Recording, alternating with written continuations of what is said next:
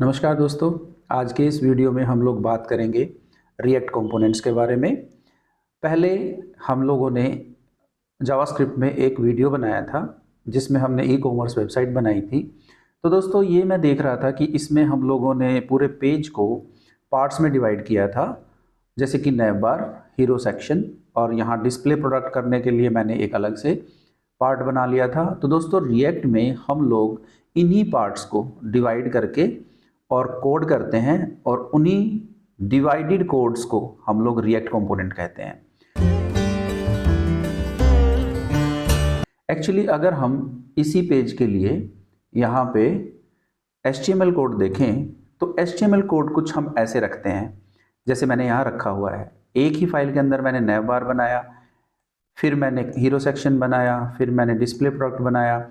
अगर मैं इसे ओपन करूं और सभी को एक जगह पे मैनेज करने की कोशिश करूं तो ये कई बार कोड मैसी हो जाता है, मैनेज करना मुश्किल हो जाता है, और इसको स्केल करें तो तब भी प्रॉब्लम हमें हो सकती है। तो दोस्तों हम इसको जावास्क्रिप्ट में कंपोनेंट्स में डिवाइड करके मैनेज करते हैं। कैसे करते हैं? सबसे पहले मैं आपको बताऊं कि हम लोग एक पेज बना लेंगे, अपना प्रैक्टिकली भी बताएंगे, पर एक पेज बना लेंगे और उस पेज के अंदर हम ऐसे डिव्स लिख लेंगे। इन डिव्स के अंदर दोस्तों हम लोग कंपोनेंट बनाएंगे नैव बार, फिर हम कंपोनेंट बनाएंगे हीरो सेक्शन, फिर हम कंपोनेंट बनाएंगे प्रोडक्ट डिस्प्ले। इसी तरीके से ये जो पार्ट्स होंगे इन्हीं के अंदर पूरा नैव बार का लॉजिक रखेंगे, नैव बार का कंटेंट रखेंगे, इसमें हीरो सेक्शन रखेंगे, और इसके अंदर हम लोग प्रोडक्ट्स का सेक्शन रखेंगे। इन्हीं को हम लोग कंपोनेंट कहते हैं रिएक्ट में। अब प्रैक्टिकली देख लेते हैं इस चीज़ को हम कैसे करते हैं। तो दोस्तों सबसे पहले हम लोग यहाँ पे अपनी एक ऐप बना लेंगे। इस ऐप को मैंने नाम दिया है मेकिंग कंपोनेंट्स, और इसी के अंदर मैंने HTML साइट करके ये कोड रख लिया था एक फोल्डर में। मैं इसको रख रहा हूँ अभी के लिए। अब हम अपने मेकिंग कंपोनेंट्स में सोर्स पे जाएं और यहाँ पे दो फोल्डर्स क्रिएट कर लें, जो प्रोफेशनल तरीका भी है। पहला पेजेस, ठीक है, हम पेजेस बनाएंगे। दूसरा सोर्स के अंदर ही हम लोग एक और फोल्डर बनाएंगे जिसका नाम हम कंपोनेंट्स रखेंगे दोस्तों। अब कंपोनेंट्स जो है, कंपोनेंट्स में पहला कंपोनेंट हम लोग बनाने वाले हैं नैव बार, तो इसका भी एक फोल्डर बना लो। दूसरा कंपोनेंट रखेंगे हम लोग हीरो सेक्शन, उसका भी एक फोल्डर बना लेते हैं हीरो, और तीसरा एक फोल्डर बना लेते हैं हम लोग प्रोडक्ट्स का। नैव बार के अंदर हम लोग बेसिकली जब जाएंगे तो यहाँ दो फाइलें बनाएंगे। पहली फाइल का नाम रखेंगे navbar.jsx, दूसरी फाइल का नाम हम लोग रखेंगे navbar.css। इसके अंदर इसकी हम CSS रखेंगे। फिर हम लोग जाएंगे हीरो सेक्शन में।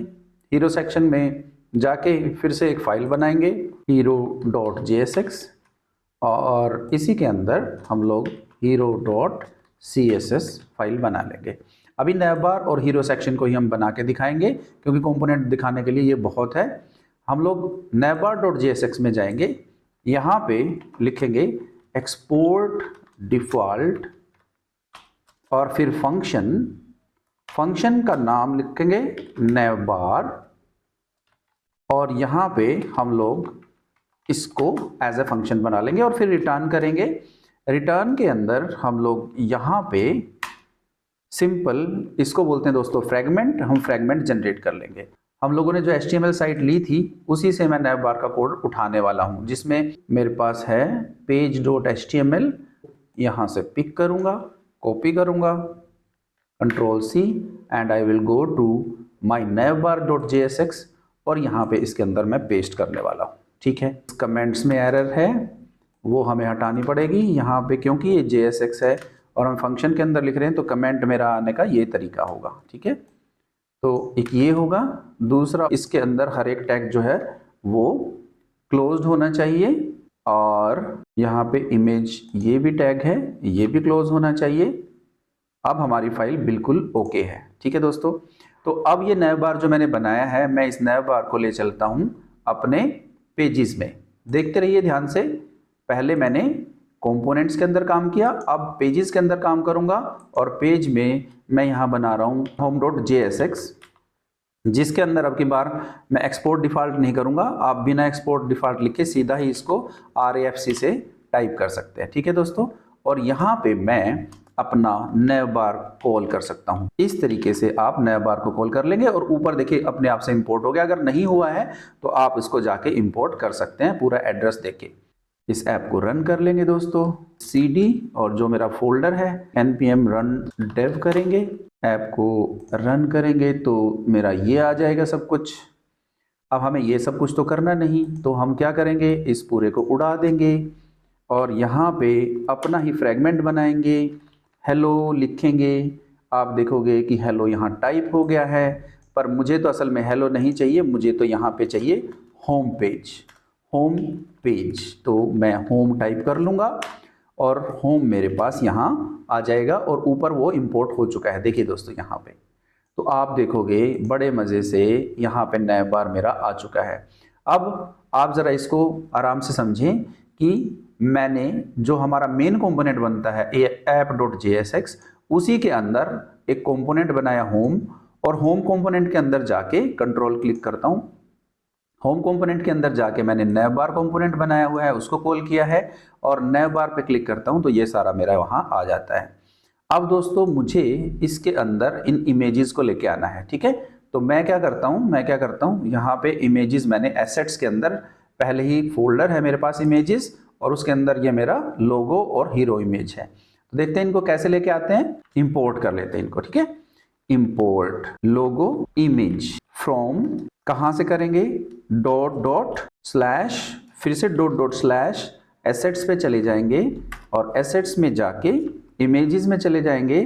इमेजेस में जाके आपकी ये इमेज है logo.png के नाम से, और जहाँ पे आपका लोगो है ये वाला पार्ट है सोर्स, इसको यहाँ से हटाएं, कर्ली ब्रेसेस रखें और यहाँ पे सिंपल लिखें लोगो इमेज। तो दोस्तों लोगो इमेज मेरी यहाँ पे आ गई। कार्ट आइकन की भी इमेज इस तरीके से लेके आ सकते हैं और हम लोग यहाँ फिर से इंपोर्ट करेंगे। मैंने यहाँ पे फॉर द टाइम बीइंग इसकी इमेज दे दी है और हम यहाँ पे जाके इसे चेंज कर सकते हैं दोस्तों, कार्ट इमेज करके ले सकते हैं। ठीक है, तो आपको अच्छे से ये समझ में आ गया होगा। तो मैंने यहाँ पे page.html के अंदर ही page.css दे रखा है। तो हम लोग क्या करेंगे, page.html जो मैंने लिया है उसके अंदर जो मैंने रेफर किया है page.css को, उसी को ओपन कर लेंगे और उसमें से नैव बार का जो पार्ट है वो हम उठा सकते हैं दोस्तों, और यहाँ पे जाके navbar.css में डाल सकते हैं और navbar.jsx में इसको रेफर करेंगे। इंपोर्ट, ये पार्ट हम यहाँ रेफर कर लेंगे तो आप देखेंगे कि कुछ तो मैनेज हो गया है। तो दोस्तों इसकी CSS हमने थोड़ी ठीक ठाक कर ली है और आपको ये कंपोनेंट इस तरीके से बन के तैयार होके मिल जाएगा। तो आपने देखा अभी कि हम लोग कंपोनेंट्स को कैसे बना सकते हैं और कोड को मैनेज कर सकते हैं। अब नेक्स्ट हमारा जो कंपोनेंट रहेगा उसको भी hero.jsx में जाके हम ऐसे ही बना लेंगे, RAFC करेंगे दोस्तों, और यहाँ पे मैं लिखूंगा हीरो सेक्शन, और फाइनली आप होम में जाओगे, यहाँ पे पेजेस के अंदर home.jsx में जाओगे और यहाँ पे आप कॉल कर लोगे हीरो सेक्शन को, है ना, हीरो सेक्शन को आप कॉल कर लोगे, इस तरीके से क्लोज कर लोगे। यहाँ पे हीरो सेक्शन आपका बनके आने वाला है। हीरो सेक्शन का कोड page.html से उठाते हैं, कॉपी करते हैं, यहाँ पे hero.jsx में चलेंगे और यहाँ पे पेस्ट कर डालेंगे।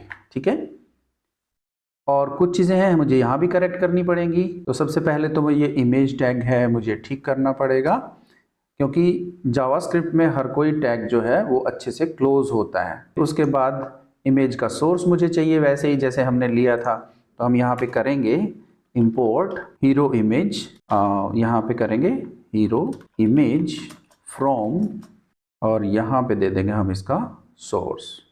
तो आप देख सकते हैं किस तरीके से आ गया है और आप अब फर्दर ऑन इसकी CSS मैनेज कर लेंगे। मैं इसकी CSS आपको कोड में दे दूंगा और आपको अब पता चल गया कि किस तरीके से हम लोग अपना मेन जो हमारा ऐप JSX है उसके अंदर जाके एक पेज बना सकते हैं, होम पेज, और उसको एज ए कंपोनेंट बना सकते हैं। इस कंपोनेंट के अंदर further on naive bar component ले सकते हैं और हीरो कंपोनेंट्स ले सकते हैं। इससे कोड आपका मैनेज भी हो जाता है, आगे फर्दर स्केलेबल भी कर सकते हैं, कोड मैसी भी नहीं रहता और आपको काम करना आसान हो जाता है। इन चीज़ों को नेवर, हीरो और होम को हम लोग रिएक्ट कंपोनेंट्स कहते हैं। सो होप दोस्तों आपको अच्छे से समझ में आया होगा और आप अच्छा कंटेंट है तो दोस्तों से शेयर करेंगे, सब्सक्राइब करेंगे। मिलते हैं नेक्स्ट वीडियो में। Have a nice time.